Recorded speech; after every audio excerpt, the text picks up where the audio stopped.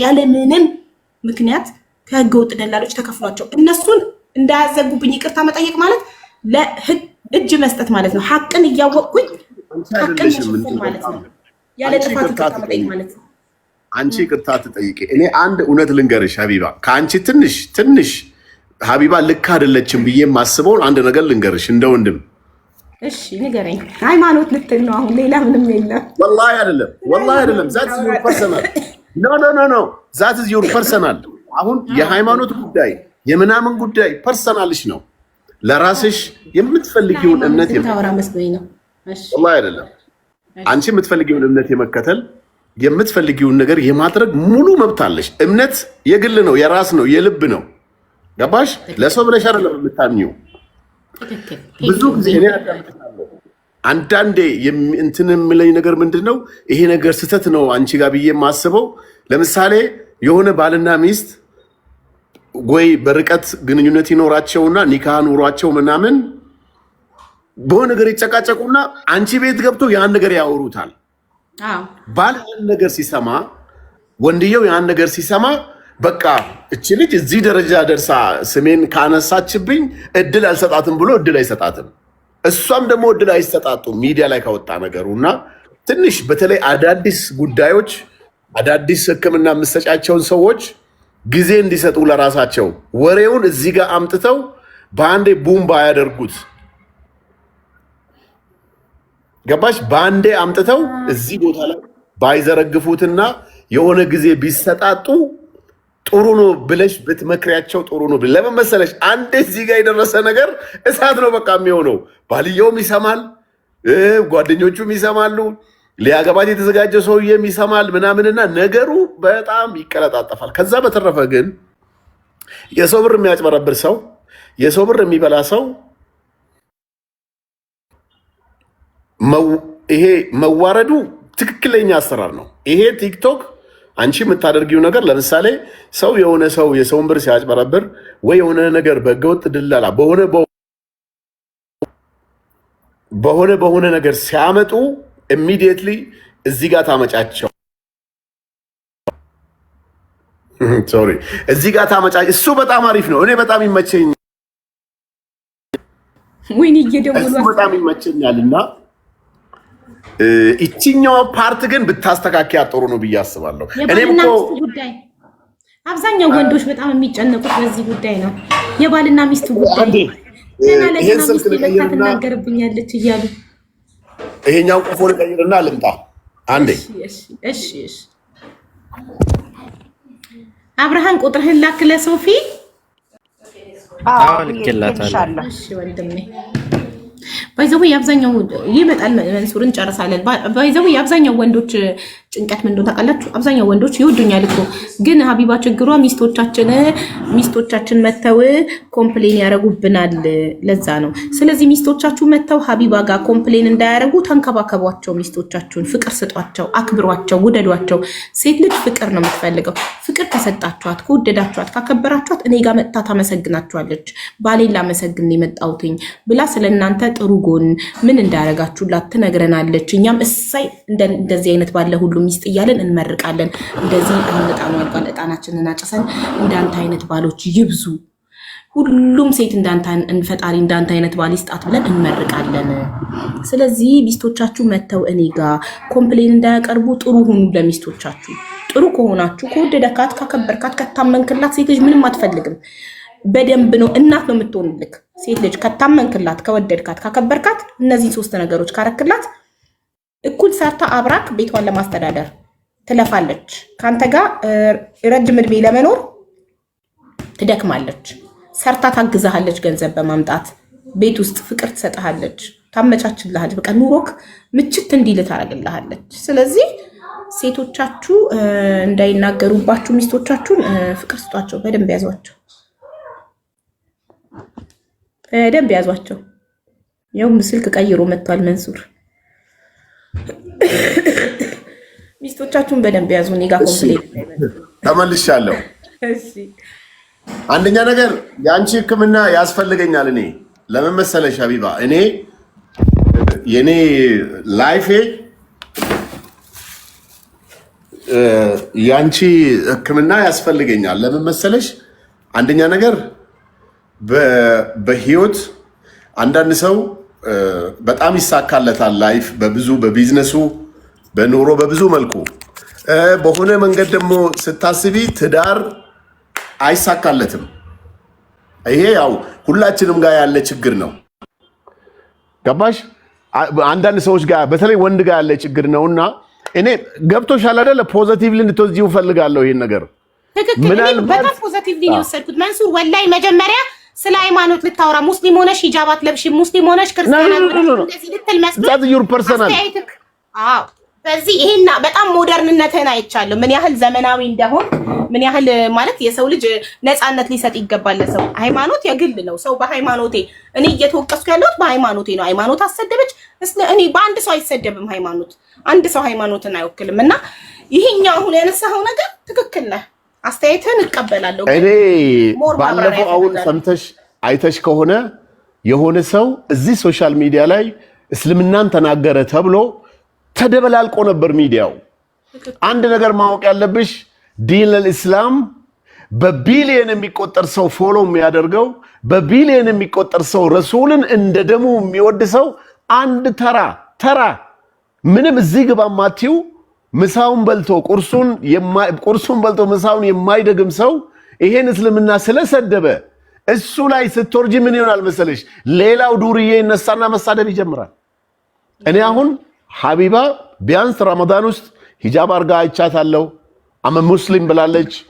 እስላም ነኝ ስትል በራሷ ፕራውድ ሁና እየኖረች ነው። ሚሉኝ እኮ እስላም ነኝ አንፈልግም። እነሱ የመስጣት መብት ያላቸው ይመስል አንቺ እስላም ነኝ እስቲ የማለት መብቴን የሚከለክለኝን ሰው ያለው እኮ ነው የምለው። ኖባዲ ማንም ራይት የለውም። ደብቂ እስላም መሆንሽን ደብቂ፣ ፈሪበት፣ ደብቂ፣ አትናገሪ ነው እኮ የሚሉኝ። ማንም ራይት የለውም ይሄን የማድረግ። አንደኛ ነገር ለምሳሌ ኦሮሞ፣ አማራ፣ ትግሬ ብሔርን ራስሽ ፈልገሽ አይደለም ከፈጣሪ የመጣ ነገር ነው። ሰው ፈልጎ አማራ አይሆንም። ሰው ፈልጎ ኦሮሞ አይሆንም። ፈዘር ነው። ዲን አልእስላም ደግሞ የተወለድሽበት ነገር ነው። ሰንበዲ መጥቶ አንቺ እስላም ውስጥ ወጥተሻል እንደዚህ ምናምን ይሄ አክራሪነት ነው የሚሆነው ብዬ ነው የማስበው። በእርግጠኝነት ዲኑ ውስጥሽ ካለ አንድ ቀን ወደ አላህ የሚያዝሽን ነገር ሁሉ የምታደርጊበት ሰዓት ሊፈጠር ይችላል። ግን ከእስልምና ውጪ አንቺ ሙስሊም አይደለሽም መባል ይሄ ቶታሊ ሮንግ ብዬ ነው የማስበው። ወደ ዋናው ፖይንቴ ስመለስ ግን እኔም ነገ አንድ ነገር ቢሆን መታሩጣ ወደ አንቺ እንዳትነግረሽ ስለምፈራ ነው። ኮምፕሌን እንዳታቀርብባን ብዙ ጊዜ ቤት መጥተው ኮምፕሌን የሚያቀርቡት ቺት የተደረገባቸው ሴቶች ናቸው። ማለት ቺት ከማድረግ እኮ በቃ ልሄድ ነው ቻው ብሎ መሄድ አለ። በጣም በዚህ ዘመን እኛ የሰለጠንን ሰዎች ነን። ተነጋግረን ሁሉን ነገር መፍታት መግባባት በምንችልበት ዘመን መደባበቅ አያስፈልግም። ሰው ሴቶቹ እዚህ ጋር መጥተው ስለተበደሉ ነው። አንደኛ አግብቶ አረብ ሀገር ይልካታል፣ በሷ ብር እሱ ይቅምበታል። ኢትዮጵያ እሱ ሴት ይጋብዝበታል። እዚህ ቤት መጥተው የሚያለቅሱ ሴቶች በወንድ ስለተበደሉ ነው፣ ሳይበደሉ አይደለም። ሁለተኛ ግን ደግሞ አይፈልጉም ከእንደዚህ አይነት ወንድ። እኔ ለራሴ የማላረገው ነገር አንዲት እህቴን ወንድ ልጅ ወንድ ከሆነ ማስተዳደር አለበት። ወንድ አስተዳዳሪ ነው፣ ወንድ አለቃ ነው አይደል እንዴ? የቤቱ አባወራ ነው። አግብቶ አረብ ሀገር ይልካታል እሷ እንድታስተዳድረው። ስለዚህ በገዛ ፍቃዱ የአባወራነት ማዕረጉን ክብሩን ለሷ ሰጣት። እሷ አለቃው ሆነች። አግብቶ ላካት ወደ ሳውዲ አረቢያ ወይም ወደ የትም አረብ ሀገር። ከዛ እሷ በምትልከው ብር እሱ ኢትዮጵያ ውስጥ ተቀምጦ ጫቱን እየቃመ ጥሬ ስጋውን እየበላ ድራፍቱን እየጠጣ ቦርጩን እያሳደገ እዛ ጋር ሌላ ሴት ደግሞ ይጋብዝበታል በሷ ብር። እሷ እድሜዋን ጨርሳ ኢትዮጵያ ስትገባ እሱ ከሌላ ሴት ወልዶ እየጠበቃት ነው። እናቺ ሴት አታሳዝንም ወይ? ከባሏ ከትዳሯ አልሆነች ወይ ከእድሜዋ አልሆነች ወይ ከጉልበቷ አልሆነች ከምንም ሳትሆን ትቀራለች። ይሄ ደስ ይለኛል። እንትንሽ እኮ ለምን መሰለሽ? ለምሳሌ አሁን አረብ ሀገር ያለ ሰው የሰውን ብር በግልጽ ለመብላት ይፈራል። ለምን? ነገ ሀቢባ ጋር ችግር እንደሚመጣ ያውቃል፣ እንደሚዋረድ ያውቃል። እንደገና ኤቪደንስ ያለውን ነገር ማንም ማድረግ አይፈልግም። ነገር ግን እኔ ጋር አሁን ለምሳሌ ወደ እውነቱ ስመጣልሽ፣ አሁን ለምሳሌ ባለፈው እኔ የሆነ ነገር ላይ ገብቼ ነበር አሜሪካ፣ ታስታውሻለሽ? ያ ነገር ኦፍኮርስ አላህ የፈቀደው ነገር ነው ሁሉም ነገር የሚሆነው። በትኩሱ ግን እንደዚህ አይነት ነገሮች ፓብሊክ ላይ ባይወጡና የሆነ ራሳቸው እዛው አብሰልስለው። በነገራችን ላይ የሰው ልጅ ትዳሩን ሉዝ የሚያደርገው እኔም ባለኝ ኤክስፒሪየንስ የደረስኩበት ምንድነው፣ ወንድየውም ወይ ሴቱም መታገስ አይችልም። አንታገስም። አሁን ለምሳሌ እኔ ቲክቶክ እወዳለሁ። ቲክቶክ ስወድ ዛሬ ባለቤት ኑሮኝ ከሚስቴ ጋር ያለኝ ነገር ማታ ስገባ ወይ ቲክቶክ ምናምን መነካካት ይመጣል። ለ6 ወር ወይ ለ1 ዓመት ከታገሰችኝ ወላሂ ያን ነገር ትቼው ወደ ትክክለኛው ህይወቷ አመጣላታለሁ። ሳትታገስ ግን ገና መታ 3ኛ ወር ላይ እኔ 2 3 4 ዓመት የነበርኩበትን ቲክቶክ ውጣ ከዚህ ህይወት አልፈልግም እኔ ካለችኝ ዋጭቅጭቅ ሆነ ማለት ነው። ከታገሰች ግን ነገሮቹን ወደ ሶሉሽን ይመጣል ነው። እንደገና ደግሞ እዚህ ጋር መጥቶ አንቺ ጋር ስለ ባሎቻቸው ባሌ እንደዚህ በድሎኛል እንደዚህ አድርጎኛል የሚለው ሰው እንደው ብቻልና መጀመሪያ ሞዴራተሮችን አነጋግረው ጊዜ መስጠት ብቻል ሚዲያ ላይ ቶሎ ፓብሊክ ባይሆን አንቺም ቆይ ይሄን ነገር አስቢበት እዚህ ጋር ከምታነሺ 2-3 ቀን ልስጥሽ ተነጋገር ይሄን ጉዳይ ከዛ በኋላ ተመልሶ ካልሆነ ባይዘዌ ለዚህ ይቅርታ እንዲመልስ ሰጥክ መንሱር እዚህ የሚመጡት ያለፈ ታሪካቸውን ኦሬዲ ከሱ ጋር ተለያይታ ሌሎች እህቶቿ እንዲማሩበት እሱ አይደረስበት ነገር እንዳይደርስበት ከሱ ጋር ተለያይታ ሌላ ወይ ትዳር ይዛለች ወይ ሌላ ፍቅረኛ ይዛለች አልፏል። እዚህ ቤት የሚወሩት ያለፈ ታሪካቸውን ነው። ለመታረቅ ፈልጋ አይደለም እዚህ የሚመጣ ለመታረቅ የሚፈልጉትማ ይመጡና ተነጋግረው ታርቀው ይሄዳሉ። ለመታረቅ የሚፈልጉት አይደለም የሚመጡት እዚህ ቤት ለመታከም ልባቸውን ለመዳን የተሰበረ ልባቸውን ያለፈ ታሪካቸውን ተናግረው ሌሎች እህቶቻቸውን ለማስተማር እንጂ ራይት ናው ኦፕን ሪሌሽንሺፕ አሁን ትኩስ የሆነ ሪሌሽንሺፕ ይዘው ሚዲያ ላይ የሚመጡ የሉ ኖ እኔ እንደዛ መስሎኝ ነው። አም ሶሪ በቃ ሮንግ እኔ ተሳስቻለሁ። ያለፈ ታሪክ ነው የሚወራው ያለፈ የዛሬ ስንት ዓመት የነበረ ታሪኳን ሌሎች እህቶች እንዲማሩበት አያችሁ እኔ እንደዚህ አይነት ነገር አሳልፌያለሁ። ስለዚህ እናንተም እንዳትሸወዱ እኔ የተሸወድኩትን አይነት ሽወዳ እናንተም ላይ እንዳይደርስ ብለው የደረሰባቸውን ነገር እንደገና ደግሞ አክቲቭ ትዳር አይደለም ማለት ነው። ኖ አይደለም። ሎንግ ስቶሪ በቃ የቆየ ያረጀ ታሪካቸውን ያለፈ ታሪካቸውን እህቶቻቸውን ለማስተማርና እነሱ ደግሞ የሚያወሩለት ሰው ስለሌላቸው ከጭንቀት ለመዳን ስትረስ ፍሪ ለመሆን መፍትሄ ፍለጋ ነው የሚመጡትና ግን አንተ እንዳልከው ላይክ ትክክል ነው። ግን ጣልቃ ገብነት ስፔሻሊ ብዙ ጊዜ ትዳርን የሚበትነው ጣልቃ ገብነት ነው። ሶስተኛ ሰው መግባት የለበትም ባልና ሚስት ማለት ሚዲያ ሆነ ቤተሰብም ሆነ ማንም ሰው ሊገባ አይገባም። ባልና ሚስት ራሳቸው ተነጋግረው ችግራቸውን ይፈታሉ። ለማንኛውም አንቺ አሁን ሕክምና ላይ ነሽ ዋቴቨር የሆነ ጉዳይ ፕሮግራም ይኖርሻል። እስቲ እንዴት ልታክሚኝ ትቻለሽ? ብዙ ሰዎች ሀቢባ ጋር ሂድ ይሉኛል እና ፕሮፌሽኗን ደግሞ ስጠይቅ ሀቢባ ዶክተር አይደለችም ግን ዶክተር ነች ይሉኛል። እና እስቲ ምን ታክሚኛለሽ? እንዲያው እኔ የልብ ሐኪም ነኝ። የተሰበሩ ልቦችን ጠግናለሁ። እንደገና የህይወትም ዶክተር ነኝ ከላይፍ ኤክስፒሪየንስ አንጻር። በእርግጥ 35 ዓመቴ ነው ገና ልጅ ነኝ፣ ግን ብዙ ነገር ነው። 3 ዓመት ነው መበልጥሽ ማለት ነው። 38 ነክ ውይ ተመችቶኛል። 38 ግን አትመስልም። ግን አንተ ገና ነው የምትመስለው። 38 ራሱ አትመስልም። በጣም 38 ተመችቶኝ ነው ያለው። ራስን ስለምጠብቅ ነው። ኦፍ ኮርስ እናቴ። ምን ታክሚኛለሽ? እስቲ እኔን አሁን ምን ላድርግ? እኔ ሀቢባ አንድ ነገር ልንገርሽ። ሁሌ ወላሂ ዱንያ አልহামዱሊላህ ያው ቲክቶክ ላይ ሰው ስለሆነች 10% ላይፍሽን ይዞ ነው የሚያወራው። 100% ህይወትሽን የሚያክሰው የለም። የራሴ አልহামዱሊላህ በቃ ራሴን ላኖር የሚችልበት የራሴ የሆነ ጥሩ ነገር አለኝ አልহামዱሊላህ። ምንም ከዚህ እድሜ በኋላም ሪታየርድ ባደርግ መኖር የሚያስችለኝ ነገር አለኝ አልহামዱሊላህ። ግን ምን ልልሽ ፈልጌ ነው በዱንያ ወላሂ አልቀናም። እኔ እንዳልኩሽ መስመር ላይ ነኝ፣ ስራ ላይ ነኝ። I make a lot of money monthly።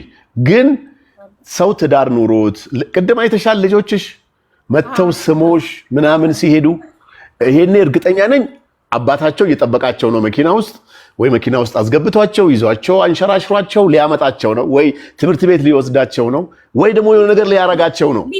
ይሄን ነገር ያስቀናኛል። ይሄ ነገር ያስቀናኛል። this is life። ዱንያ አላህ ርዝቅሽን ሊያቆየው ይችላል እንጂ ይሰጣል። ዱንያ ምንም ጥያቄ የለውም። እና እንዴት አርጌ ነው ወደዚህ አሁን ያሁኑ አይነት አሁን ለምሳሌ ልጆችሽ ስሞሽ ባላቸው ባልሽ እዛ ጠብቆሽ እኔ ደግሞ ሚስቴም እንደዚህ ማደርግ በምን መልኩ ነው ይሄ መሆን ይችላል ብለሽ የምታስቢው? ያ በመጀመሪያ እስካሁን ድረስ ሲንግል ነህ አንተ? አላገባህም? አሁን ሲንግል ነህ አይደል? ራይት ነው። አዎ። እሺ ልጆችም የሉህማ? አለኝ እንዴ ልጅማ አለኝ። ኦኬ እሺ ስለዚህ አሁን ግን ሲንግል ነህ ብቻህን ነህ ሚስት የለህ ኦኬ አየክ እቺ ምድር እንደዚህ ናት ሀብታም ስትሆን ባል ፍቅረኛ ምናምን አይኖርህም ድሃ ስትሆን በጣም የምትወዳት ፍቅረኛ አይኖርክና እሷን የምትጋብዝበት ገንዘብ አይኖርህም ለእሷ ስጦታ የምትገዛበት ነገር አይኖርህም እሷ የምታዝናናበት ነገር አይኖርህም ይቺ ዓለም ሙሉ አይደለችም ገባክ ሁሉ ነገር እኩል አይሰጥህም ፍቅርም ሀብትም ጤናም መልክም ሁሉ ነገር አንድ ላይ አይሰጥም ግን ያላቸው አለው ሀቢባዬ ያላቸው አሉ እኮ ይሄንን ሀብትም መልክም ፍቅርም ሁሉ ነገር አንድ ላይ የተሟላ ነገር ያለው ሰው የለም የሆነ ነገር ይጎሏል የሰው ልጅ ገባህ እንዲህ ስታያቸው ደስተኛ የሚመስሉ ሰዎች ደስተኛ ላይሆኑ ይችላሉ ዋናው ነገር እኛ ባለን ነገር በቂ እንደሆነ ማመን ለምሳሌ አሁን አንተ ሀብታም ነህ ቆንጆ ነህ ወጣት ነህ ጤነኛ ነህ ይሄ ሁሉ ነገር አለ የሌለክ ትዳር ነው ስለዚህ ትክክል ነው ፈጣሪ አይሳሳትም ትዳር እስካሁን ድረስ ያልሰጠበት ላንተ ምክንያት አለው እሱ አይሳሳትም እሱ ላንተ ትዳር ልጅ ሁሉ ነገር መምጣት አለበት ባለ ሰዓት እሱ ይልክልሃል ራሱ እኛ ልንጨነቅ አይገባም ለምንም ነገር ሁሉ ነገር በሰዓቱ ይሆናል የሰው ልጅ የሌለው ነገር የሌለው በምክንያት ነው ፈጣሪ ስለማይሳሳት ነው አንተ እስካሁን ያላገባክበት ምክንያት የሆነች ላንተ የተጻፈች አለች ትመጣለች እሷ መቼ ነው የምትመጣው ፈጣሪ በላካት ሰዓት ገባክ በቃ ካንተ የሚጠበቀው ላይፍን ኢንጆይ ማድረግ ነው ደስተኛ ሆነክ መኖር ነው በጻፋት ሰዓት ቀጥ ብላ ራሷ መታ ቤት ትገባለች ላንተ የምትሆነው ምናልባት አንተ ባውን ሰዓት ስላለክ ሁሉም ሴት እየመጣ ሊጽፍልክ ሊፈልግክ ይችላል ያ ነገር ሊያታልልክ አይገባም ትክክለኛው ሴት በትክክለኛው ሰዓት ፈጣሪ ይልካታል እስቲ እንግዲህ ኢንሻአላህ ያን ነገር ያላገባከው ለምንድን ነው ማመን አቅቶክ ነው አይደል ለብሬ ነው የመጣችሁ ሴቷ ብለህ ስለምታስብ ነው እንደዛ እኔ ሳይኮሎጂካሊ ሳስብክ እንደዛ ስላሰብኩ ነው ትክክል ላይሆንም ይችላል ግን ብዙ ጊዜ ትንሽ ያላችሁ ወንዶች የትኛውም ሴት ስትመጣ ወደ እናንተ ገንዘቤን ብላ ነው እኔን ወዳኝ ሳይሆን ገንዘቤን ብላ ነው የመጣችሁ ብላችሁ ነው የምታስቡት ስለዚህ አንተ እስካሁን ድረስ ወስነህ ወደ ትዳር መሄድ ያቃተህ የምትመጣዋ ሴት ሁሉ ወደ አንተ ገንዘብህን ብላ የምትመጣ ስለሚመስልክ አይደል ይሄ ትክክል ነው አዎ ይሄ እንዳለ ሆኖ ግን እዛ ደረጃ ላይ ስጋቴ ነው እሱ ሀቢባ እኔ አሁን እንዳልኩሽ ሪያሊቲው 40 ዓመቴ ነው እኔ 38 ያልኩ ጀስት ለፈን ነው ከ40 ዓመት በኋላ እኔ አሁን 50 ለመድረስ 60 ለመድረስ በጣም ቅርብ ነኝ ማለት 2010 ምናምን ነው ነገ ለሞት ይችላል አላህ ነው የሚያውቀው ያኔ ግን ምን ይሆናል መሰለሽ ፋይናንሻሊ በጣም ያደግሽ በሄድሽ ቁጥር ምን ይፈጠርብሻል አሁን ያልሽው ነገር ቶታሊ ይጠፋል በቃ በፍጹም ይሄ ሰው እኔን እየፈለገኝ ያለው እኔን ወዶኝ አይደለም ይሄን ነገር ወዶ ነው ያንን ማሰብ በጀመርኩ ቁጥር ደግሞ ምን ይሆናል ብቸኝነቱን በቃ ምርጫ ታረጊዋለሽ አሁን ያቺ ነገር እንዳታመልጠኝ ነው አሁን ስጋቴ አሁን ባለሁበት 40 ላይ ባለሁበት ሁኔታ ቶሎ የሆነ ነገር እንደው በሩን አሁን የምታንኳኳ ብትልክልኝ ብዬ ነው የምሬ ነው ምልክ አሁን ይሄንን እየፈራክ ሳልሞት ጥሩ ትዳር ኖሬ ጣፋጭ ትዳር ኖሬ ልሙት ብለክ አስበክ የመጣቿን ሴት አስገብተክ ወደ ህይወትክ ያልሆነ ህይወት እንዳትኖር ገባክ እሱም ከባድ ነው አሪት በላከው በትክክለኛው ሰዓት ቀስ ብሎ ደግሞ ወንድ ልጅ ነው ወንድ ልጅ በ80 ዓመቱም ይወልዳል ስለዚህ ቀስ ብለህ ራሱ በጻፈው ሰዓት በመጣ ሰዓት ይምጣ መሰለ እኛ ይሁን ብለን እኛ አስበን የምናደርገው ነገር ለኛ ትክክለኛው ነገር አይደለም እሱ የሚልከው ነገር ነው ትክክለኛው ነገር ካንተ የሚጠብቀው ዘና ብለህ ፈታ ብለህ ደስተኛ ሆነ ህይወትን መኖር ነው ራሱ ሳታገባ ብትሞት ራሱ ፈጣሪ ትክክል ነው አይሳሳትም ቀን ደርሶ ሳታገባ ብትሞት ትክክል ነው በቃ አንተ ስትፈጠር አግብተክ እንድትኖር አልነበረም የተፈጠርከው አውዚ ብለህ ብታረጅ መረህ ህይወት አይደለም ሀቢባይ ህይወትን አምኖ መቀበል ማለት አየ ትዳር በጣም አስፈልጎካል ማለት ነው በጣም አንገብግቦኛል አሁን ይኸው የምቀመጥበት መጅሊስ ይሄ ሶፋ ይቆረቆረዋል ባሌን የምትል ይሄን የመሰለ ቤት ውስጥ ብቻ ነው የምትኖረው ወላሂ ቤቴ it's a 4 bedroom 4 መኝታ ነው በዚህ በኩል ወደ ውስጥ ምናምን ክፍል አለው አው ግን ቤት ነው የሚመስለው ወላሂ ምንም በቃ ቢግ ፕሮብለም ለዛ ነው ምልሽ እኮ ይሄንን አላህ እንዲሰጠኝ ወይንም ደግሞ ቀኑን እንዲያፋጥንልኝ ነው የምፈልገው በዚህ ረመዳን 30ንም ቀን 28 ቀን ምናምን ወላሂ እቅሱም ቢላ ከቤቴ ውጪ የትም አልሄድኩም ለምን በቃ ረመዳኑን በደንብ አርጌ ነው የሰራሁበት። አላህ ይቀበለኝ። ከሰው ጋር ስትሄጂ ወይ ደግሞ ተጋብዘሽ ስትሄጂ ወይ ትላልቅ ሆቴል ሄደሽ ስትበይ ምን ይፈጠራል? ብዙ ምግብ ትበያለሽ፣ ኢሻ ያመልጥሻል፣ ተራዊ መስገድ ይከብዳል፣ በቃ ማኪያቶን ጠጣ ይባላል፣ ሰዓቱ ይሄዳል። ገባሽ?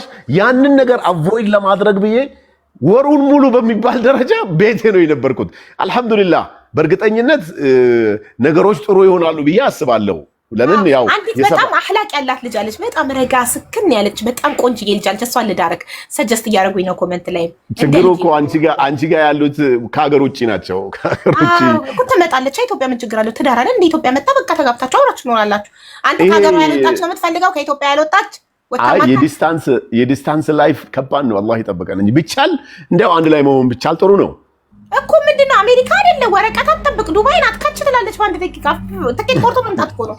እናንተ ተዋውቃችሁ በስልክ አውርታችሁ ከተግባባችሁ ትኬቷን ቆርጣ ትመጣለች። ተጋብታችሁ ወደ ትዳራችሁ። በጣም አንገደፊ ምስኪን ጨዋ አቢባ አንቺ እንደምትይው ቢቀላል ቢሆን እሷ ናት።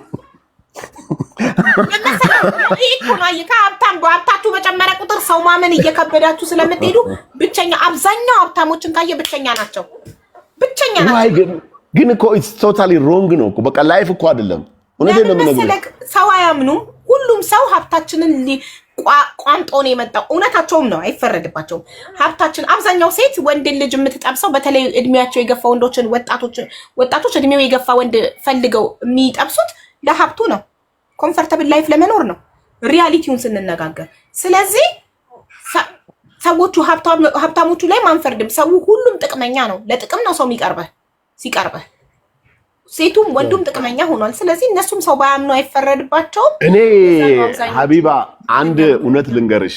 እኔ ፐርሰናሊ መንሱር እንዴት ይሄ በተለይ ይሄ የገንዘብ የዱንያ ምናምን ጉዳይ እንዴት ታየዋለህ ብትይኝ፣ እኔ አሁን ባለሁበት ሁኔታ 100 ብር ኑሮኝ እሷ መታ ከኔ ጋር ኑራ ያንንም 500 አድርጋው ምን አለበት ግማሹን ይዛው ብትሄድ ምን ይጎዳኛል? ወላሂ ምንም። ልጆች ይኖሯታል መቼም የሆነ ነገር ይኖራል። ምንም እኔ ገና ለገና ወደፊት ብሬን ሼር አድርጋኝ ትሄዳለች ምናምን። ባይዘዌ አንድ ነገር ማወቅ ያለብን ሁላችንም፣ እኔ ይሄን አስቤ አላቅም፣ ግን አልከፈት አለ በሩ። በቃ እንትኑ ትንሽ ሼር አድርጋኝ ትሄዳለች አይደለም። መጀመሪያም ስትመጣ ፊሊንግክ እንደማትወድክ ነው የምታስበው። እውነት ነው። ዛት ቢግ ፕሮብለም አይ ቲንክ እሱ ነገር ችግር ነው። እንዴት ትኖራለህ? እንደማትወድክ ለጥቅም እንደመጣች በቃ አንተ ለጥቅም እንደሆነ ልብክ ነፃነት አይሰማክም። ከሷ ጋር ደስተኛ ሆነ የእውነት ሳቅ አትስቅም። የእውነት የምታደርገው ነገር ሁሉ የእውነት አይሆንም ከሷ ጋር። ለምን ውስጥክ የሚልቅ እቺ ሴት እኔን አትወደኝም፣ እቺ ሴት እኔ ጋር የመጣችሁ ብሬን ፈልጋ ነው እንጂ ለምታፈቅረው ሴትማ ወንድ ልጅ እኮ በቃኝ ብላ ስትሄድ ያለውን ሁሉ ይሰጥ የለ እንዴ? እሱ ነው የምልሽ እኮ ምንም ማለት አይደለም። ሁሉ ነገሩ ላፈቀረችው ሴት እኮ ወንድ ልጅ ድርጅቱን በስሟ ያዞርላታል እኮ። አረ በጣም እኔ ብዙ ጓደኞቼ አድርገዋል ይሄንን። በቃ አልተስማሙም። አልহামዱሊላህ አንቺ ስትመጪ የነበረው ይሄ ነበር። አሁን ደግሞ አላህ እጥፍ አድርጎታል። ምንድነው የምትፈልጊው? የፈለግሽውን ነገር ላድርግልሽ ብሏት ወላሂ ከ50 ሚሊዮን ብር በላይ ቤት ገዝቶላት 20 ሚሊዮን ብር በላይ መኪና ገዝቶ ምናምን የሚሰጥ ወንድም አለ፣ አላህን የሚፈራ። ገባሽ አይደለ? ምንም ማለት አይደለም። እኔ የገንዘቡ ጉዳይ ሳይሆን እንዳልሽው መጨረሻ ላይ ያልሽው ነገር ያስኬዳል። ምናልባት እንደማትወድክ እያወቅ ፊሊንግክ እንደማትወድክ እያወቅ ሰውነትክ እሺ ብሎ አይታዘዝልክም። ከሷ ጋር ለምታሳልፈው ነገር ደስተኛ አትሆንም። በቃ ላይ ልብክ ካልተመቻቸ ደግሞ ልብክ ርፍ ካላለ ደግሞ አንድ ሰው ላይ ሊሆን አይችልም። ደስተኛ ህይወት ልትኖር አትችልም። ረዋንን እኮ ነው ያልኩት ውዶቼ። በእናንተ ኮመንት መሰረት ረዋን በጣም አሪፍ ልጅ ናት። ረዋንን ባስተዋወቀክና ብትጠናኑ ደስ ይለኛል። በጣም ረጋ ያለች ስክን ያለች ኢማነኛ ልጅ ናት።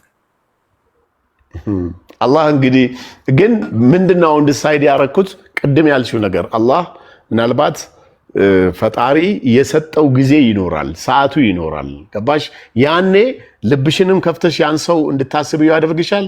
ያ የሚመጣ ህይወትሽ ውስጥ የሚመጣ ሰውም አንዳንዴ ደግሞ ሀቢባ ስታስቢው ወላሂ በጣም ብዙ ጓደኞቼ ላይፋቸው ምዝረብል የሆኑ ደግሞ ሰዎችን ደግሞ አገኛለሁ።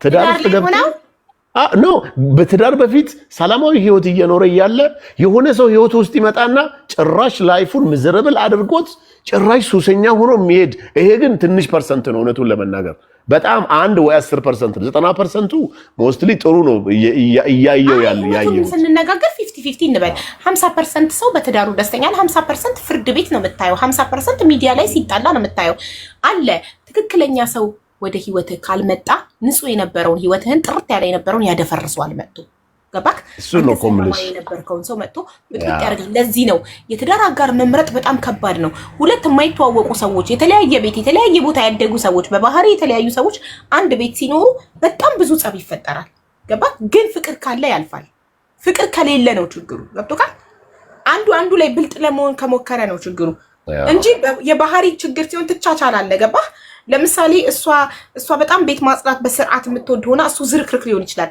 ያን ትችለዋለች እሱ አርፋጅ ሊሆን ይችላል እሱ በጣም የሚረሳ ልደቷን የሚረሳ ሁሉ ነገር የሚረሳ ሊሆን ይችላል ግን ልቧ እንደሚወዳት ካመነች ሁሉም ነገር ትችለዋለች የምትቻቻላቸው ነገሮች አሉ ማስታወስም ትችላለች ምን ችግር አለው አሁን አንዳንድ ቪዲዮ አላየሽም የፈረንጅ ቪዲዮዎች ቤት ሲገባ አበባ ይዛ ተጠብቀውና ሰታው ወደ ውጪ እንዲወጣ አድርጋ ሰርፕራይዙና ተቀበለዋለች ምን ችግር አለው ብታደርግ ከዛ በኋላ እኮ ይሄ ነው ሀቢባ አሁን ችግሩ ምንድነው መሰለሽ ሴቱ በተለይ በእንደዚህ አይነት በትዳር ውስጥ በሚመጣበት ሰዓት እኔ ትልቁ ችግር ነው ብዬ የማስበው ምንድነው ይሄ አለመታገስ የሚለው ነገር በቃ ወላሂ ትልቅ በሽታ ነው ብዬ የማስበው ሴት እህቶቻችን ላይ ትግስት የላቸውም ወንድየውም እንደዛው ለምሳሌ እኔ አሁን እንዳልኩሽ እንግዲህ 40 ዓመት የራሴ የሆነ ብቸኝነት ብቻዬን እየኖርኩ እንደፈለኩ ወጥቼ መገባ ሰው ነኝ እሷም ደግሞ እናት አባቷ ጋር ተቀማጥላ እንደሆነ ነገር አድርጋ የኖረች ሴት ነች እኔ ጋር መታ ክችን እንድትሰራልኝ አልፈልግም እኔ ሚስት ኦፍ ኮርስ የክችን የራሱ የሆነ ሰው አለው ነገር ግን የኔን 40 ዓመት ብቸኝነት ህይወት ወይ 20 ዓመት ብቸኝነት ህይወት አንደርስታንድ ልታረገኝ ይገባል በአንዴ መታ ያን ነገር መቀየር አትችልም ከታገሰች ግን የተወሰነ ጊዜ ይሄ ነገር ይስተካከላል ይሄን እኮ ከዚህ በኋላ ሊተው ይችላል እኔ እውነተኛ ፍቅር ልስጠው እሺ ልበለው ካለች ወላሂ የብዙ ሰው በትግስት ህይወታቸው የለመለመ በተለይ እኔ ምንድነው ብዙ ጊዜ ማምነው ትዳር ከ3 ዓመት በላይ ከ5 ዓመት በላይ ሲቆይ የመጠንከር ድሉ ሰፊ ነው አሁን በትኩሱ ነው ብዙ ሰዎች አደጋ ውስጥ የሚገቡትና እንዳው ሰብር የሚባለው ነገር ጎግልም እኮ ይላል 5 ዓመት የቆየ ትዳር ሰክሰስፉል ተብሎ መጠራት ይችላል ከ5 ዓመት በኋላ ነው ትዳር ሰክሰስፉል መባል የሚችለው ለ5 ዓመት ሙሉ መተዋወቂያ ነው እርስ በርስ መጠናኛኛ ነው መተዋወቂያ ነው ባህሪ ለባህሪ የሆነ ደግሞ አንዳንዴ አብረ ከመቆየት ብዛት አንድ አይነት ይሆናል ባህሪ በጣም ትግባባለ ልክ እንደ ወንድምና እህት አንድ ቤት እንዳደገ ሰው ትግባባለ ባህሪ ለባህሪ ትተዋወቃለ አብሮ መቆየት ማለት ነው አብሮ ጊዜ ማሳለፉ ከ5 ዓመት በኋላ እየተላመዱ ስለሚመጡ በትንንሽ ነገር አይጨቃጨቁም አሁን እኔና ባለቤቴ 14 ዓመት ነው አንድ ቤት አብረን ይኖር ነው ያ በፊት የምንጨቃጨቃባቸው ነገሮች ብዙ ነበሩ እየተላመድን ስንመጣ አሁን በሲምፕል ነገር አንጨቃጨቅም ኦሬዲ ባህሪው ነው አውቃለሁ ለምሳሌ የመሰከተ ያለበት ባሊ አውቃለሁ ትግስት ስላለ እዛ ሌቭል አመጣሽው እሱም እዛ ሌቭል አመጣሽ እሺ ጎ ሄድ እሱ ነው ትግስትን የተማርኩት እኔ እንደውም እኔ በፊት ነጭናጫ ነበርኩ እኔ እናደድ ነበረ ለምን አላስታወስክም ለምን እናላረክም ቅንድቤን ተቀንድቤ መጥቼ አንተ ግን አላደነቅክም ልብ አላልክም አዲስ ነገር አዲስ ልብስ ለብሽ አንተ ግን ልብ አላልክም አየካርል አዲስ ልብስ ያምራል አላልከኝም ምናምን በሲምፕል ነገር እጨቃጨቀው ነበር ድሮ አሁን ላይ ግን በእንደዚህ አይነት ነገር አልጨቃጨቅም እንደ ወጣጤ እንደ ቲንኤጀር ምናምን አሁን በቃ ልንጨቃጨቅ የምንችልባቸው ነገሮች ቀንሰው ደብዝዘው ጠፍተዋል በጣም ተግባብተን በቃ አዶሎ ለባህሪ በጣም ተዋውቀናል በቃ አዶሎ አልহামዱሊላህ በጣም 14 ዓመት ባይዘው 14 ዓመት በጣም አልহামዱሊላህ በጣም ትልቅ ያንድ ሰው ከተወሰነ ዓመት በኋላ ራሱን የሚችልበት ነገር ነውና እንግዲህ አላህ 14 ዓመት ያማረ ትዳር 44 ዓመት ጨምሮልሽ ደግሞ ከዛ በኋላ መፋታት የሚባል ነገር አይኖርማ ታረጃላችሁ ሁለታችሁ ከዛ በኋላ ወታለን ታረጃለን አብረን አርጅተን ለልጆቻችን ቁጭ አድርገን ታሪካችንን እንነግራቸዋለን ብዙ ነገር አሳልፈን ነው እዚህ ደረስነው በጣም ብዙ ስትራግል አይተናል እኔናሱ አብረን ለመሆን ብዙ ፈተና ከቤተሰብ ከምን ብዙ ነገር አይተን ብዙ የተፈተነ ትዳር ነውና ለልጆቻችን ቁጭ አድርገን ታሪካችንን እንነግራቸዋለን እና በጣም እነሱም በኩራት በደስታ አሜን። ይሄ በጣም ትልቅ ነገር ነው። ዋናው ነገር ሀቢባዬ ቅድም ያው የመጣሁበት የአካውንትሽ ጉዳይ ነው። በተቻለሽ መጠን እንትንሽ ላይ እኔ አሁን ሁሌ የማስበው ምን መሰለሽ፣ ሰውም እንዲተገበረው ብዬ የማስበው የሰው ልጅ ጠላቱን መቀነስ ነው ያለበት እንጂ ማብዛት የለበትም፣ መጨመር የለበትም። ጠላትሽን እየቀነስሽ ሰላም እየፈጠርሽ ምንም የራስሽን ህይወት የምትኖሪው ከልጆችሽ ጋር ከባልሽ ጋር ቤትሽ ውስጥ ነው። ማንም ሰው መጥቶ ቢላ አይከፍልልሽም። ገባሽ? ስለዚህ ፈሪ እንደሆነ እኮ እየመከርከኝ ነው መንሱር። ፈሪ እንደሆነ እየመከርከኝ ፍራቻ አይደለም።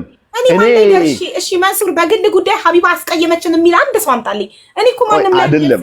እሺ በይ ሀቢባ፣ ለምን መሰለሽ እንደዛ ማለት ለተበዳይ ድምጽ ስለሆንኩኝ እኮ ነው። ህገወጥ ደላሎች ብር ከፍለዋቸው እኮ ነው እነሱ ህገወጥ ደላሎችና ሌቦች ፎቶአቸውን ለጥፌ ለዓለም ያሳየኋቸው ሌብነታቸውን ያወጣሁባቸው ሰዎች ናቸው። ቲክታከሮቹን ሄደው ከፍለዋቸው ሀቢባን ከቲክቶክ አስጠፉልን። ላይቫቸውን የከፈቱ እኮ ሀቢባን አላማችሁ ምንድነው ሲባሉ ሄደው የኔ ወገኖች ሄደው ቤታቸው ገስት ገብተው ለምንድነው ሀቢባ ላይ ሪፖርት የምታስደርጉባት ቁጭ ብላችሁ ምን አድርጋ ነው ሲሏቸው፣ እኛ የምንፈልገው ሀቢባን ከቲክቶክ ላይ ማጥፋት ነው። እሱ ይኸው ስክሪን ሪከርድ አሳይካሉ። እሷ ከመጣች ጊዜ ጀምሮ 5000 ህዝብ አፍና ይዛ እኛ ፖለቲካችንን እንዳንሰራ የያዘችው የከሌን ብሔር አፍና ይዛ ይኸው የእንትን ብሔሮችን እንዳለ አፍና ይዛ እኛ ፖለቲካ እንዳንሰራ በግልጽ እናገራለሁ። የአማራ ልጆችን እንዳለ አፍና ይዛብን ፖለቲካ እንዳንሰራ አደረገችን። ስለዚህ እኛ ፖለቲካችንን መስራት የምንችለው ሀቢባ ከቲክቶክ ስትጠፋ ነው። ሪፖርት አድርጎ ሀቢባ ላይ እያሉ ፎቶ ይለጥፈው ቁጭ ብለው ላይቭ ላይ ሴቶች አይደሉም እኮ ወንዶች ቁጭ ብለው 4-5 ወንዶች ይኸው ብለዋል። እየነገርኩ ነው። እኔም ስክሪን ሪከርድ አለኝ ተልኮልኛል። ቁጭ ብለው ስለዚህ ለነሱ እጅሽን ስጪ እያልከኝ ነው። አንገትሽን አይደለም እንደዛ አይደለም። እንደዛ ቆይ ሀቢባዬ ይዘጋ እኔ ለነሱ እጄን አልሰጥም። ሀቢባዬ እንደዛ ማለቴ ሳይሆን ምናልባት የቲክቶክ ጉዳይ ማወቅ ያለብሽ ስለ ፖለቲካ የሚወራበት ቤት ላይ ፖለቲካ ያለው ሰው በታምር አንቺ ጋር አይመጣም። ገባሽ? ችግር ያለበት ሰው አስገብቻ ቃለሁ ማንንም አላስገባም። ፖለቲከኛ ኦፍ ኮርስ ምን ልልሽ ፈልጌ መሰለሽ የፖለቲካን ጉዳይ ውስጡ ያለ ሰው ቁጭ ብሎ እነሱንም አያዳምጣቸውም ካልፈለገ። ይሄ ፖለቲካ የሚፈልግ ሰው ግን ስቲል አለ እነሱ ጋር እኮ። አንቺ አሁን ለምሳሌ ፖለቲካ የሚያራምደው ሰው የራሱ የሆነ ኮንቴንት አለው፣ የራሱ የሆነ ስራ አለው፣ በራሱ ወይ ነው እየሰራበት ያለውና ፎሎ የሚያደርጉትም አሉ፣ የሚያዩትም ሰዎች አሉ። ሀቢባ ጋር መጥቶ የሚያየው ግን ስቲል ፖለቲካ የሆነች ነገር ይፈልግና ሌላውን ግን ኖርማል ላይፉን መኖር የሚፈልግ ሰው ነው አንቺ ጋር ያለው። እነዚህ ሰዎች እኮ እነሱ ጋር አይሄዱም። አንቺም ባትኖሪ ማወቅ ያለብሽ ይሄንን ነው። አይሄዱም በፍጹም። እሱን እኮ ነው ምልክ። ለዚህ ነው እኔን ከማስጠፋት ይልቅ ከኔ ተሽሎ መገኘት። ሀቢባ ምን አድርጋ ነው ህዝቡ የወደዳት? ሀቢባ ምን አድርጋ ነው እነዚህ 5000 ሰው ላይቫን ቁጭ ብሎ የሚያዩ ምን ስላደረገች ነው ብለው አጥንተው ከኔ ተሽለው ተገኝተው ከኔ በልጠው ተገኝተው ህዝቡን መያዝ እየቻሉ ህዝቡን ለመያዝ እኔን ማጥፋት ለምን ያስፈልጋል? ይሄ አምባገነንነት ነው። ይሄ ጉልበተኝነት ነው። ኦኬ ምናልባት አንደርስታንድ ያደረግሽበት መንገድ ሊሆን ይችላል ሀቢባዬ። ግን አንድ ነገር ልንገርሽ፣ አሁንም ጠላትን መቀነስ ነው እንጂ እየጨመሩ መሄድ አስፈላጊ አይደለም። በቃ አንቺ ቁጭ አሁን እኮ ባታወሪም 5000-3000 ሰው አንቺ ማይቶ አይቀርም። በቃ ለዚህ ቻንስ እጅ ስጪ እኮ ነው እያልከኝ ያለከው። እጅ ስጪ አይነት ሳይሆን ሰላም ፍጠሪ ከማንም ጋር። እኔ በሆን ሰላም ነው የምፈጥረው። በጣም ይቅርታ ሰው 5000 ስለሚያየኝ ይቅርታ አድርጉኝ። ከዚህ በኋላ ግን ማንም እንዳያየኝ ጥረት እጥራለሁ ልበላችሁ።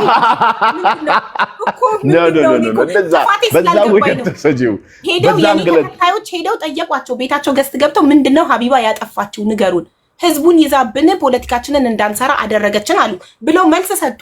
ስክሪን ሪከርድ አድርገው ገብተው የጠየቁ ልጆች ላኩልኝ በዋትሳፕ። እሺ መንሱር፣ አሁን እኔ ያጠፋው ጥፋት ቢኖር ገባ አንደኛ ምን አሉ? ሙስሊም ሆና ክርስቲያን ስላገባች እሱ ፈጣሪ ይጠይቀኝ ምን አገባችሁ? እሱ መብትሽ ነው፣ ማንንም አያገባውም። እሱ ያንቺና ያንቺ ጉዳይ ብቻ ነው። ታዲያ ለነዚህ ሰዎች ጠላት እንዳይበዛብኝ ብዬ ራሴን እንዳልሆን እኔ ራሴን ነው የምሆነው። አንድ ተከታይ ቢኖረኝ ራሴን ሆኜ አንድ ተከታይ እንዲኖረኝ ነው የምፈልገው። በማስመሰል በፍራቻ እኔ የቢዝነስ ሰው አይደለሁም። ምንም የምሸጠው ነገር የለኝም። ቲክቶክ ላይ ልብስ ብሸጥ፣ ወርቅ ብሸጥ፣ ባልትና ብሸጥ እንደ ጓደኞቼ ነጋዴ ብሆን በግድ ባይዋጥልኝም ከስተመር ኢዝ ኦልዌይስ ራይት ከስተመር ኢዝ ኪንግ እያልኩኝ ተለማምጬ አንገቴን ደፍቼ ሀቄን ውጪ እኖር ነበር። እኔ ቲክቶክ ላይ የመጣሁት ለተበዳይ ድምጽ ለመሆን እንጂ ምንም ነገር ለመሸጥ አይደለም። እሱን እንዳታቆሚ፣ እሱን አቁሚ ያልልሽም እኔም እሱን ማቆም የለብሽም። እሱ ጥሩ ነው። ድምጽ ስለሆንኩ እኮ ነው የተነሱብኝ እነሱ። ሀቢባ ምን አጥፍታ ነው? ካጠፋው ይቅርታ ልጠይቅ። የነካሁት ብሄር ካለ፣ የነካሁት ሃይማኖት ካለ፣ የነካሁት ግለሰብ ካለ በማንኛውም ሰዓት ሰው ነኝ፣ ልሳሳት እችላለሁ። ካጠፋው ይቅርታ ለመጠየቅ በጣም ዝግጁ ነኝ። የይቅርታ ሰው ነኝ። ግን ያለ ጥፋቴ ሰው ይዛለች፣ ህዝቡን ይዛለች፣ ፖለቲካ እንዳንሰራ አድርጋናለች።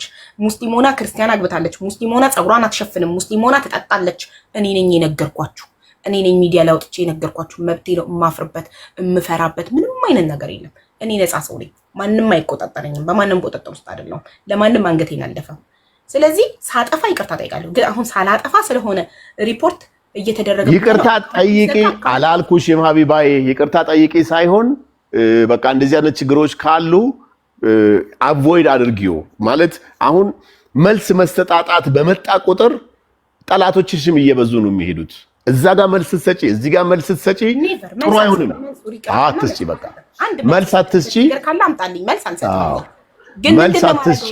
ግን ሰላም ፍጠሪ። አሁንም ቢሆን ሰላም ፍጠሪ። ሰላም ይሻላል ለሁሉም ነገር። 5000 ሰዎች ሰላም ይሄን አርጊ በለኝና ላርግ። ሰላም ለመፍጠር ምን ላርግ? በቃ እኔ ለምሳሌ ቲክቶክን የምጠቀምበት እንደምታዩት ለሌላ ጉዳይ አይደለም። ፈንም አደርግበት፣ ፓሽኔን የምጠቀምበት። ሰዎች ደግሞ ተበደልን ሲሉ በደላቸውን መተው ቢያንስ በነገራችን ላይ ስትበደይ ታውቂያለሽ አይደል? መሰማት ትፈልጊያለሽ። ሰው ሲበደል መፍትሄ እንኳን ባይኖረው መሰማት ይፈልጋል። ይሄ በጣም ጥሩ ነው፣ ደስ ይላል። ይሄን እኮ ውስጧ ይዛ በሽተኛ ከምትሆን አንቺ ጋር መታ ያንን ነገር ስታወራ የሆነ ነገር ሪሊፍ ታገኛለች፣ ሴቷም ወይ ወንዱ።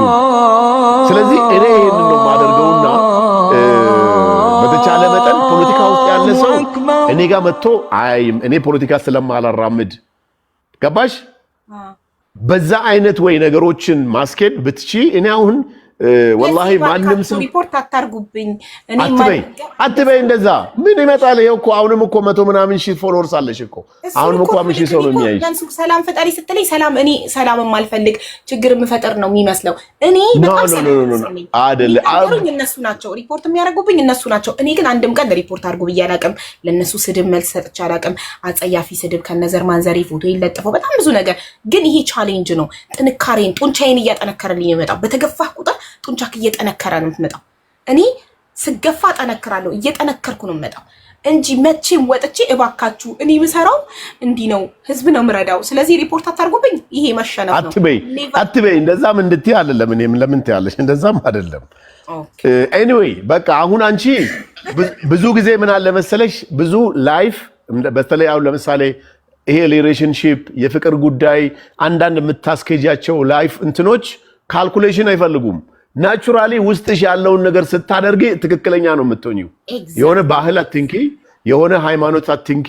የሆኑ ማለት ለምሳሌ ሃይማኖትን በነካሽ ቁጥር መንሱር ብቻ አይደለም ብዙ ሰዎች ይመጡብሻል። ብሔርን በነካሽ ቁጥር አዎ ብሔርን በነካሽ ቁጥር ብዙ አይ እንደዛ አይነት ነገር ስለሌለ ራስሽ በራስሽ ካልኩሌሽን ናቹራል አድርጊው። ለሊትሽ ይባረክ። አካውንትሽንም ፈጣሪ ይመልስልሽ። አሜን።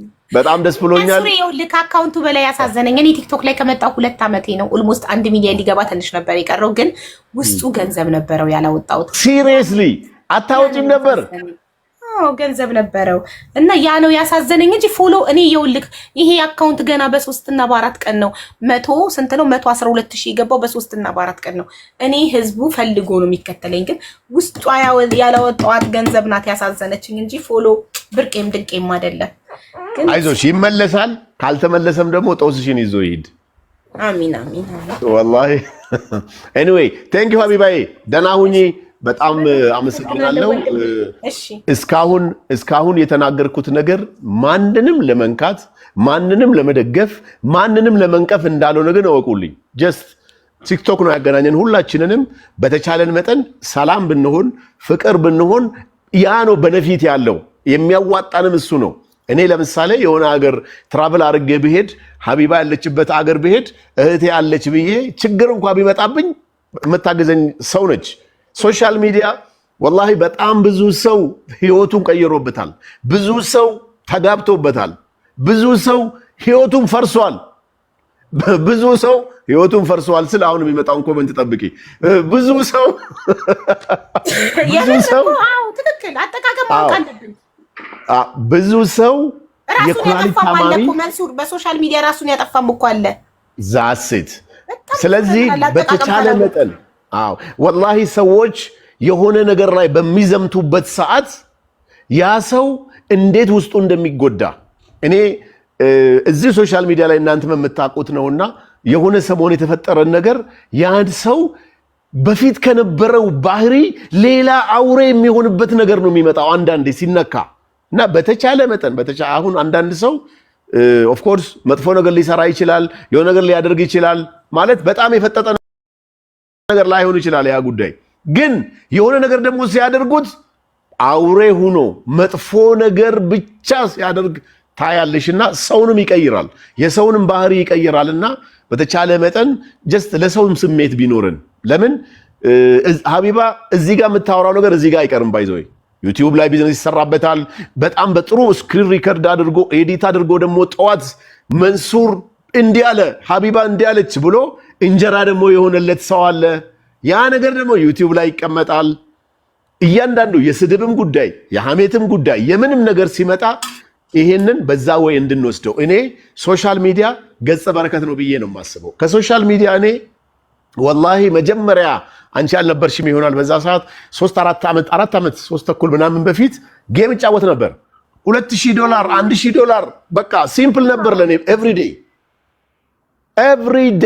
ኤቭሪዴይ ለአንድ ሰዓት ነው ግፋ ብል የምቀመጠው $2000 $3000 $200,000 ብር በአንድ ሌሊት በጣም ሲምፕል ነበር ለሀብታምማ ይሰጣሉ እኮ ግን አልহামዱሊላህ አሁን ደግሞ ወደ ቢዝነስ ቀይሬው ራሴ ምሰራ ኢምፖርት ማደርጋቸው እቃዎች ምሸጣቸው እቃዎች ነው ላይቭ ላይም ቁጭ ብዬ ሴልስም ያረኩ ምንም ያረኩ ቢዝነስ አድርጌው በሰፊው ለሚሊዮኖች ማርኬቲንግ ማቀርበውና ሶሻል ሚዲያ ከተጠቀምንበት በጣም ገጸ በረከት ነው የሰውን ህይወት ይቀይራል ተስፋ ይሰጣል ወደፊት እንዲመሆንበት ነገር ይፈጥራል ብቻ ብዙ ነገሮች አሉበትና ውስጡ በተቻለ መጠን በረከታችንን ይሄ የተሰጠንን ገጸ በረከት ደግሞ ከፈጣሪ የሚሰጥ ነገር ስለሆነ ለመጥፎ ባንጠቀምበት እርስ በርስ እንደዚህ አካውንት ላይ ችግር እንዲመጣ ምናምን ሳናደርግ ከሆነ እኮ ዞሮ ይሄው አሁንም ይከፈታል ምንም ይመጣ ነገር አይኖርም እንደዛ ስል ግን ይሄንን ያደረጉ ሰዎችን አታክ ላደርግ ወይ ደግሞ የሆነ መልስ ደግሞ እነሱ ደግሞ እኛን እንደዚህ አለን እንዲሉኝ አይደለም እንዳው ለነገሩ ነው ይበሉ ምንም ማያመጡ ማትፍራ ማንንም የፈለገውን ይበል ቢሉ ምን ያመጣሉ አንድ ቀን ሁለት ቀን ብለው ያቆማሉ ገባክ እንደዚህ ለጠላት እጅ መስጠት ፊት መስጠት የልብ መስጠት አያስፈልግም እንዲህ እንዳትሉ ብዬ ነው ያሉትን ይበሉ አካውንት ቢዘጋ አካውንት ይከፈታል እኔ ሁሌ ነው የምለው አካውንት ሲዘጋ አካውንት ይከፈታል አካውንት ተዘጋ ማለት ጉሮሯችን ተዘጋ ልሳናችን ተዘጋ ማለት አይደለም ያ ሱነትሽ ነው ዴፊኒትሊ እና እንደዛ አድርጊ ኢንሻአላህ ለኔ ደግሞ ዱአ አድርጊልኝ ወንድሞቼ እዚህ ጋር ያላችሁ 5000 ሰዎች አንዴ 5000 ሰው አንድ መልእክት ላስተላልፍ ሁለት ማስታወቂያ አለኝ የመጀመሪያው እያንዳንዳችን ሀጃ አለብን እኔ አሁን በጣም ትልቅ ሀጃ አለብኝ ኦርቶዶክስ ከሆናችሁ በተለይ ጾም ላይ ያላችሁ ሰዎች አስቡኝና መንሱር ጀማል ብላችሁ መንሱር ይሄ ሽቶ የሚቀባው ይሄ ጉረኛው የፈለከውን በለኝ ግን ዱአ አድርግልኝ በቃ ሀጃ ስላለኝ ይሄን ሀጃ አላህ እንዲያወጣልኝ ዱአ አድርጉልኝ አንደኛ ሁለተኛ ደግሞ እዚህ ውስጥ ያላችሁ ኢትዮጵያ የምትኖሩ ሴልስ የምትፈልጉ ሊፍት እያስመጣን ነው ትላልቅ አሳንሰሮችን እያስመጣን ነው ለመንግስት ተቋም ለግለሰብ ኮሚሽን ከ3 እስከ 5% በአንድ ሊፍት ከ300,000 ብር በላይ ነው የምከፍለውና ደውሉልኝ እኔ ጋኑ አብረን እንሰራለን አብረን እንለወጣለን ቲክቶካችንን ለበጎ እናርገው ዱአ አድርጉልኝ አፉ በሉኝ ታንኪ ሀቢባ ስለሰጠሽኝ እንዴ ነው የምትሰራው መንሱር ይቅርታ ዋትስአፕ ቮይስ ከፍቼ አልሰማው ሊፍት ነው የምታስመጣው ወደ ሀገር ቤት ሊፍት አስመጣለሁ ከቱርክ ሀገር ይሄ አሳንሰር የሚባለው ኦኬ ሊፍት እሱን ለአፓርትመንት ለኮንዶሚኒየም ውስጥ ሊፍት የለም ኢትዮጵያ እኔ ሀገር ከተማ ሞስትሊ አሁን መንግስትም አዋጅ አውጥቷል ከግራውንድ ፕላስ 4 በላይ ከሆነ 4 ራሱ ከሆነ የግድ ሊፍት ይፈልጋል ስለዚህ አሁን እኛ ሊፍት እናመጣለን ሊፍት ስናመጣ የአንድ ቤት ሚኒመም ከ5 ከ7 ሚሊዮን ብር በላይ ነው የሚገዙትና ያንን ሊፍት ከኔ ጋር ኮኔክት የሚያደርግ ሴልስ ሰው ማለት ለምሳሌ አሁን የሚሰሩ ህንጻዎች አሉ ከተማው ላይ ኦኬ በየቀኑ 10 ህንጻዎችን ሄዶ ቢያፈላልግ ከ10ሩ አንዱ ቢሳካለት በትንሹ ከ200 እስከ 300,000 ብር ኮሚሽን ከፍለዋለሁ ማለት ነው እኔ ከኔ ጋር ሰውየውን ሲያፈራርመኝ ዋው ግንዱን ሲያመጣ ገዢውን ሲያመጣ። ስለዚህ አንድ ሰው ሄዶ ፈልጎ የህንፃ ባለቤት ሊፍት ማስገጠም የሚፈልግ ሰው አምጥቶ ካንተ ጋር ያ ሰውዬ ካንተ ጋር ውል ከተፈራረመ ለዛ ሰውየውን ላመጣው ሰው አንተ ኮሚሽን 200 ሺህ ትከፍለዋለህ። ከዛም በላይ 3 እና 5%። አሁን ምሳሌው ነው። አሁን ለምሳሌ የ10 ሚሊዮን ብር ካፈራረመኝ 5% ማለት 500 ሺህ ብር ነው። ዋው በጣም አሪፍ ትልቅ ብር ነው። ሀቢባ አንድ ነገር ልንገርሽ፣ አሁን ወደ 10 ልጆች አሉ ቢሮ ውስጥ። 2 ልጆች የዛሬ 15 ቀን 20 ቀን ምናምን ቲክቶክ ላይ እንደዚህ ሳወራ ሰምተው ጽፈውልኝ ስልክ ሰጥቻቸው የቢሮ የማናጀሩን ስልክ ቢሮ መጡ፣ ተነጋገርን። ልጅቷ ምንድነው የፈለገችው? ሰክሬታሪ የቢሮ ጸሐፊ መሆን ነው የፈለገችው። 10,000 5,000 ወይ 15,000 ከዛ አይበልጥም። ከዛ የልጅቷን ሁኔታ ሳያት ግን አንዳንድ ሰው አለ አይደለ በጣም መናገር የሚችል ማሳመን የሚችል ንጹህ የሆነ ሰው ምናምን ነገር አለና ለምን ይሄን አታደርጊም ብዬ ነገርኳት። ከዛ ለጊዜው መንቀሳቀሻ የሚሆነኝ ነገር የለኝም አለችኝና የተወሰነ ብር ሰጠዋት ማለት ነው። እኔ ወላሂ በ2 ሳምንቷ የ2 ግራውንድ ፕላስ 8 አንደኛው ግራውንድ ፕላስ 10 የ2 ተቋም ባለቤቶችን ይዛ ቢሮ ድረስ መጣችልኝ። እቺ ልጅ በትንሹ ከ500 ሺህ ብር በላይ ኮሚሽን አላት ማለት ነው። አንዳንዴ 3 ወርም ደክመሽ አታገኝም። ገና ወር እንኳን ሳይሞላት ደግሞ አላህ አሳካላትና ብዙ ኦፕሽኖች አሉ። ብዙ ጊዜ እኔ ሰዎችን ደሞዝተኛ ሆኖ እንዲኖሩ አልፈልግም። የሆነ ሴልስ ቢያደርጉ 1000 አካውንት ኑሯቸው 1000 ፎሎወርስ ኑሯቸው 100,000 ፎሎወርስ ኑሯቸው የሚሸጥ ነገር እዛ ላይ ፖስት አድርገው ስልካቸውን እዛ ላይ አስቀምጠው ከዛ ከባለቤቱ ጋር ራሳቸው እየተነጋገሩ ያንን ሽያጭ አድርገው ለምሳሌ 100,000 ፎሎወርስ ያለው ሰው 50,000 ፎሎወርስ ያለው ሰው አንድ ቪዲዮ አሁን ለምሳሌ ስለኛ ሊፍት ቪዲዮ ዳውንሎድ አድርጎ እኛ ጋር መጥቶ ሰተነው ምንም ብለን ፖስት አድርጎ 100,000 ሰው ቢያይለት ከ100,000 ሰው ውስጥ 1,000 ሰው ይሄ ነገር ምንድነው ብሎ ቢያስብ ከ1,000 ሰው ውስጥ 10 ሰው ኮሙኒኬት ቢያደርገው ከ10 ሰው 2 ሰው ብቻ ኦርደር ቢያገኝ አስቢው ስንት ብር ሊያገኝ ይችላል ይሄ ሰው። ስለዚህ ሴልስ መሆን ነው የሚሻለው እንጂ በወር የ5,000 ብር ደሞዝተኛ የ10,000 ብር የ20,000 ብር ደሞዝተኛ መሆኑ ህይወትን መቀየር አይችልም። እና በተቻለ መጠን ድካም ይኖረዋል። ነፃነት ማለት ሴልስ ስትሆን ፍሪ ታይም ማኔጅመንት አለክ። በፈለግከው ሰዓት መስራት ትችላለህ። የሚቆጣጠር የለም ሰዓትን በፈለግከው ሰዓት ሄደህ ፈልገህ ደግሞ ትረካለህ እንጂ ደስ ይላል። ለፍተህ አንተ ያ ነገር ሰክሰስፉል ሲሆን ዞረ ፈልገህ ሄደው ነው አይደል? በየቢልዲንግ ባለቤቶቹ ሄደው በጣም ይዞራሉ። አሁን ችግሩ ምንድነው ሀቢባዬ? ጽድት ብለው ሜካፕ አድርገው ፀሐይ ላይ መሄድ አይቻልም። ይሄን ለማድረግ ለመለወጥ ራስን ማዘጋጀት አለበት። የሆነ ፀሐይ ሊመታኝ ይገባል። መጀመሪያ እኮ እኔ መነሻዬ እንደዚህ ሊፍት ደላላ ሁኜ ነው። አሁን ለምሳሌ ኢትዮጵያ ውስጥ ደላላ የምትለው ወርድ ይደብራል። ገባሽ? አሁን ችግሩ እሱ ነው። ይሄ ደላላ አይደለም፣ ይሄ ሴልስ ነው። እኛ ደረጃውን ከፍ አድርገናል። ስም አውጡለታ። ደላላ ቃሉ ይደብራል። ሌላ ስም አውጡለታ። እኔ ለምሳሌ የሪል ስቴት ኤጀንት ነበርኩ። ገባክ? በማንኛውም ሰዓት ክላይንት ከደወለልኝ ሄጄ አስጎበኛለሁ። አፓርትመንት እማከራየውን ማለት ነው። ኦኬ ፎቶ ፖስት አደርጋለሁ ከፍዬ። ማዝዳ ካታር የሚባል አፕሊኬሽን አለ። እዛ ላይ ሰብስክራይብ አድርጌ በየወሩ ከክሬዲት ካርድ እየተቆረጠ አስተዋውቃለሁ። ከዛ ላይ ከስተመር ቁጥሬን አንስቶ ሲደውልልኝ ማታ ሆነ ቀን ሆነ እየሄድኩኝ አሳያለሁ።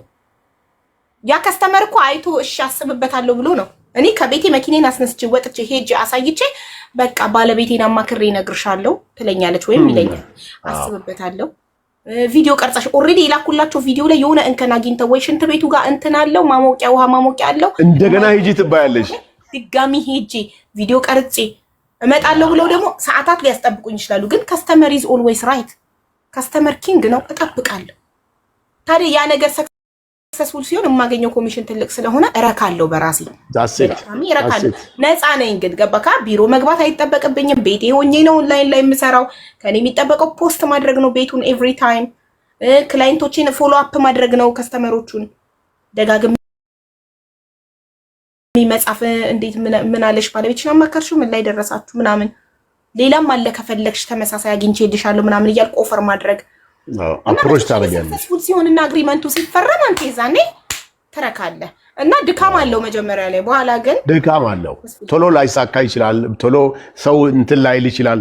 የመጀመሪያው ለምሳሌ የኛ ሊፍት ሴልሶች ሂደው ሲያናግሩ የመጀመሪያ ቀን ምናልባት ተቆጣጣሪው ላይኖር ይችላል፣ ማናጀሩ ላይኖር ይችላል። ሁለተኛ ቀን ላይ ግን ተመልሰው ሲሄዱ ማናጀሩ ሊያገኙ ይችላሉ። ሶስተኛ ቀን ላይ ደግሞ ተመልሰው ሲሄዱ ምናልባትም ባለቤቱ ሊኖር ይችላል። እና እንደዚህ አይነት ተቋም ነው ያለን። እንደዚህ አይነት ስራ በርም እናስመጣለን። ፊኒሺንግ ሙሉ ስራ ነው የምንሰራው። የቱርክ ካምፓኒ ነው። እኛ ኤጀንት ሳንሆን ማኑፋክቸር ነን። ቀጥታ ከፋብሪካው ነው ወደዚህ የምናመጣውና ከፋብሪካው ሰዎች ጋር ነው እዚህ አብሬ የምሰራው።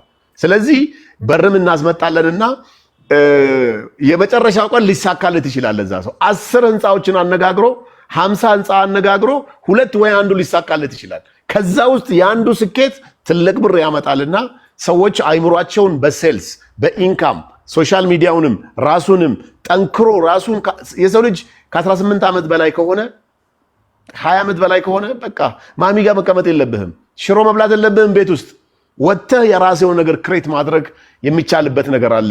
ሌላው ደግሞ ምንድነው የቤት ክራይ የለባችሁም፣ ማሚ አለች፣ ዳዲ አለ፣ የልብስ ጉዳይ የለባችሁም፣ የመብራት አታስቡም፣ የልብስ አታስቡም። ቤተሰብ እያለ ነው የሆነ ነገር እሺ የቤት ክራይ ሳያስቡም በእናት በአባታቸው ቤት እየኖሩ የልብስ እንዴት ነው በ18 ዓመት ያለፈው ሰው ቤተሰቡ ልብስ ይገዛለታል እንዴ? ልልሽ የፈለኩት ይሄንን ነገር ይሄን ከቨር የሚያደርግለትን ሰው አላህ ካስከሰጠው ራሱ ተሯሩጦ ደግሞ ሌላ ኢንካም ጀነሬት ማድረግ ይችላል ልልሽ ብዬ ነው። ባይገርምክ መንሱር እኔ ከ18 ዓመቴ በኋላ የእናትና አባቴ እንጀራ አልበላሁም። በ18 ዓመቴ ነው የተሰደድኩት፣ ወደ ስደት የመጣሁት። 18 ዓመቴ ጀምሮ ራሴን ችያለሁ። ከቤተሰብ 5 አልወሰድኩም፣ ቤተሰቦቼን ደግፋለሁ እንጂ። ስለዚህ እኔ ሁሌም የምመክራቸው 18 ዓመት ያለፈው ሰው የቤተሰብ እንጀራ ስፔሻሊ ደግሞ ወንድ ልጅ ደግሞ ከ18 ዓመት በኋላ የእናት አባቱን እንጀራ መብላት የለበትም። ሰርቶ መብላት አለበት በራሱ መበርታት፣ መጠንከር፣ መሯሯጥና ይቺን ወጣትነታችሁን ሩጣችሁ ሰርታችሁ ካላለፈላችሁ